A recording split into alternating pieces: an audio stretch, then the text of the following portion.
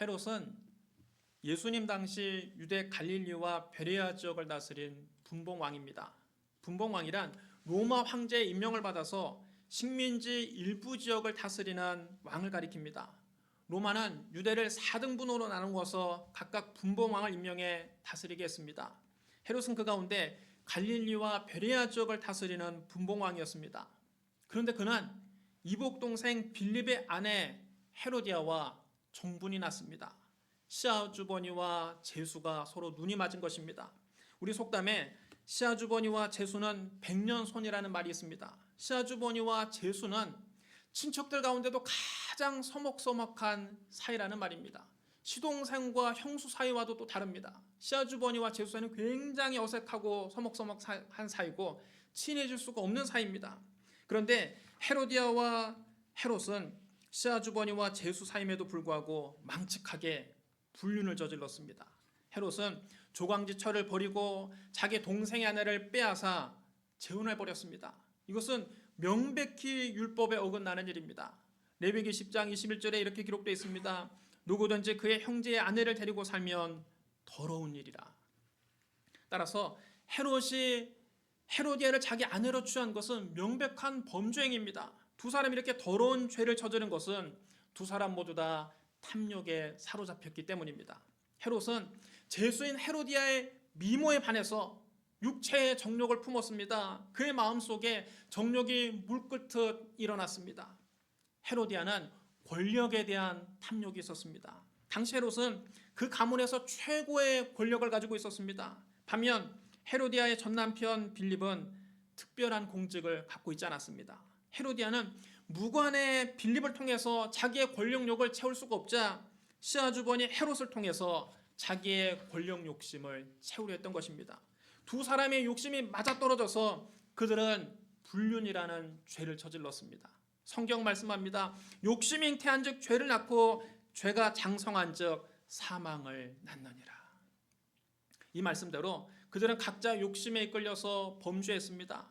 헤롯과 헤로디아의 불륜 행각은 지탄을 받아 마땅한 범죄였습니다. 하지만 헤롯의 권세와 그의 잔혹한 성격이 두려워서 아무도 그 앞에서 그 죄를 지적하는 사람이 없었습니다.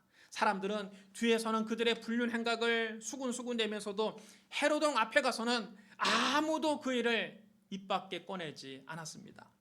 그러나 세례 요한은 그들의 죄를 눈감아주지 않았습니다. 세례 요한이 어떤 사람입니까? 그는 세상과 타협을 거부하는 신실한 하나님의 선지자였습니다. 당시 유대의 종교 지도자들은 로마 정부와 손을 잡고 예루살렘에 살면서 좋은 옷을 입고 좋은 음식을 먹으면서 호화로운 생활을 했습니다. 그들은 하나님 말씀에서 멀리 떠나서 율법주의와 형식주의적인 종교 생활을 하고 있었습니다. 세례 요한은 이런 위선적인 종교인들과 달랐습니다. 세례 요한은 광야에서 낙타 털옷을 입고 메뚜기와 석청을 먹으며 지냈습니다. 예루살렘의 종교인들이 호의호식하면서 백성들 위해 군림하고 있을 때 세례 요한은 세속적인 생활을 거부하고 광야에 들어가서 정결한 음식만 먹으며 구별된 삶을 살고 있었습니다. 그는 백성들과 애완을 같이 하고 백성들의 눈물을 닦아주고 그들의 등을 두드려 주었습니다. 그러자 수많은 백성이 그 광야에 살고 있는 세례 요한을 만나기 위해서 산을 넘고 물을 건너서 세례 요한을 찾아왔습니다. 그때는 오늘날처럼 자동차도 없었지만 사람들은 세례 요한의 메시지를 듣고 싶어서 하나님 말씀을 듣고 싶어서 산을 넘고 강을 넘는 수고를 마다하지 않고 그 험한 광야를 찾아왔습니다. 백성들은 세례 요한이야말로 하나님의 진실한 선지자라고 생각했습니다. 세례 요한은 비록 예루살렘에서 멀리 떨어진 광야에서 생활했지만 당시 가장 영향력 있는 지도자였습니다.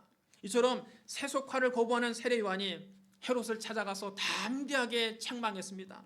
당신이 그 여자를 차지한 것이 옳지 않다. 동생의 아내를 취해 사는 것이 옳지 않다. 헤롯은 세례 요한의 책망을 듣고 양심의 가책을 느꼈습니다. 왜냐하면 세례 요한의 입에서 나오는 말이 하나님 말씀이라는 것을 알았기 때문입니다.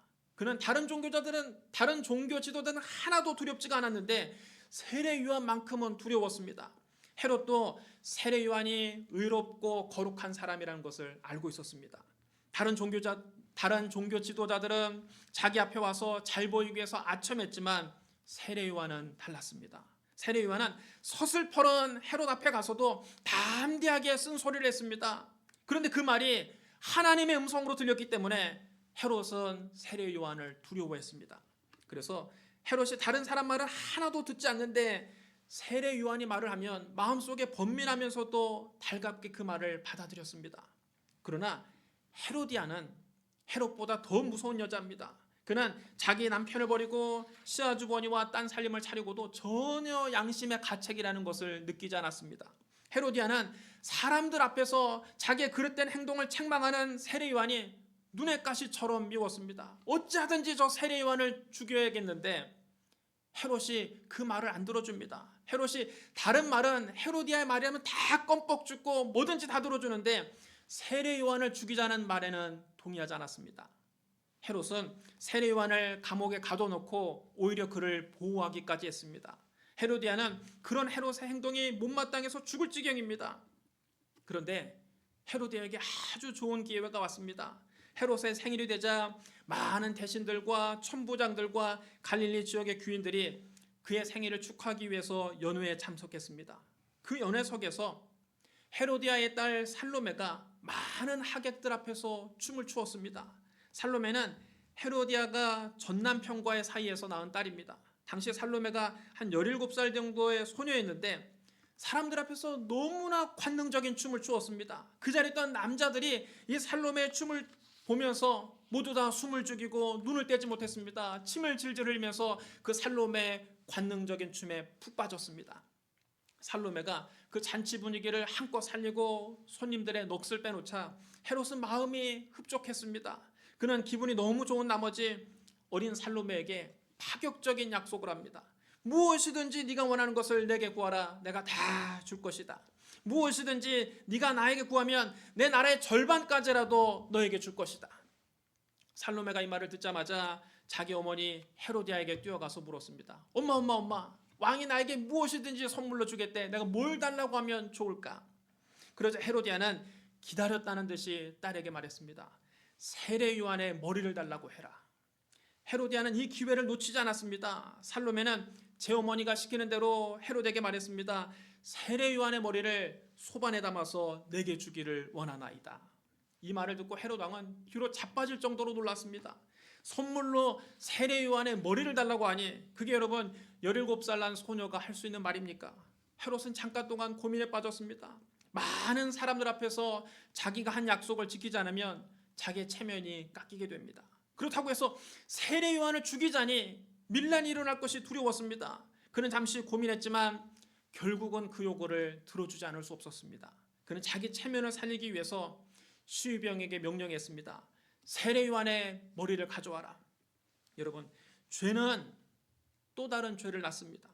죄는 또 다른 죄를 낳는 속성이 있습니다. 헤롯과 헤로디아는 더러운 불륜을 저지른 다음 세례 요한의 입을 틀어막기 위해서 무고한 세례 요한을 죽였습니다. 구약시대 다윗 왕은 우리아의 아내 밧세바와 동침했습니다. 그는 자기의 죄를 감추기 위해서 우리아를 일부러 전쟁터의 최전방에 보내서 적의 화살을 맞아 죽게 합니다. 간음죄가 발전해서 살인죄를 낳은 것입니다. 아합 왕은 나봇의 포도원을 탐냈습니다. 그의 아내 이세벨은 나봇의 포도원을 억지로 빼앗기 위해서 나봇이 하나님과 왕을 저주했다는 거짓말을 퍼뜨렸습니다. 그래서 나봇이 돌에 맞아 죽게 했습니다. 죄가 또 다른 죄를 낳은 겁니다. 거짓말은 또 다른 거짓말을 낳습니다. 한 번 거짓말을 하면 그 거짓말을 숨기기 위해 또 다른 거짓말을 해야만 합니다. 이처럼 죄는 또 다른 죄를 낳는 속성이 있습니다. 한 번 죄를 범하면 그 죄를 숨기거나 정당화하기 위해서 또 다른 죄를 범하게 됩니다. 죄는 발전의 발전을 거듭하고 성장의 성장을 거듭하는 속성을 가지고 있습니다. 그래서 여러분, 죄가 무서운 것입니다. 죄는 깨닫는 즉시 회개해야 합니다. 죄악의 습관을 단호하게 끊어야 합니다. 죄악의 자리에서 벌떡 일어나야 합니다. 어정쩡하게 눌러 앉아 있으면, 어정쩡하게 버티고 있으면 또 다른 죄에 엮이게 됩니다. 여러분, 마음속에 감추고 있는 죄가 있습니까? 오늘 하나님 앞에서 철저하게 회개하십시오. 예수님의 보혈로 여러분의 죄를 다 씻음받고 죄의 습관을 단호하게 끊어버리시기를 주님의 이름으로 축원합니다. 헤롯 왕의 명령을 받은 시위병은 세례 요한의 목을 베서 피가 뚝뚝 떨어지는 그의 머리를 소반에 얹어서 살로메에게 주었습니다. 살로메는 그 소반을 자기 어머니 헤로디아에게 가져갔습니다. 헤로디아가 피가 뚝뚝 떨어지는 요한의 수급을 보며 미소를 지었을 것입니다. 그러면 그렇지, 네가 나를 그렇게 비난하더니 이 꼴을 보니 참으로 고소하다. 원수를 갖고 나니까 내 속이 다 후련하다. 그런 여러분, 한번 생각해 보십시오. 지금 헤로디아가 어디에 있을 것 같습니까? 무고한 선지자 세례 요한을 목베어 죽였으니 그는 지옥 가운데서도 가장 뜨거운 아랫목에 가서 고통을 당하고 있을 것입니다. 그럼 지금 세례 요한은 어디 있을까요? 비록 육신은 처참하게 목에 잘려 죽었으나 그의 영혼은 지금 천국에 들어가서 한없는 평화와 안식을 누리고 있을 것입니다. 여러분, 이 땅에서의 삶이 인생의 전부라고 생각하면 큰 오산입니다. 이 땅에서의 삶은 저 영원한 세계에 들어가기 위한 준비 과정에 불과합니다. 태아가 어머니 뱃속에 있을 때는 이 어머니 뱃속이 전부인 줄 압니다. 이곳이 우주인 줄 압니다. 그러나 실상은 그것은 장차 이 땅에 태어나기 위한 준비 과정에 불과한 것입니다. 마찬가지로 지금 우리는 지구라고 하는 어머니 뱃속에 살고 있는 것입니다. 우리는 지구라는 어머니 뱃속에서 한 100년 살다가 더 큰 세상으로 가게 되어 있습니다. 우리가 죽는다고 모든 것이 끝나는 것이 아닙니다. 죽음은 우리가 어머니 뱃속이라고 하는 이 어머니 뱃속과 같은 이 지구에 살다가 더 넓은 세계로 옮겨가는 것입니다. 우리는 저 세상에 가서 영원히 살게 됩니다. 예수 믿고 구원받은 사람은 천국에 들어가서 영원히 기뻐하며 살게 됩니다.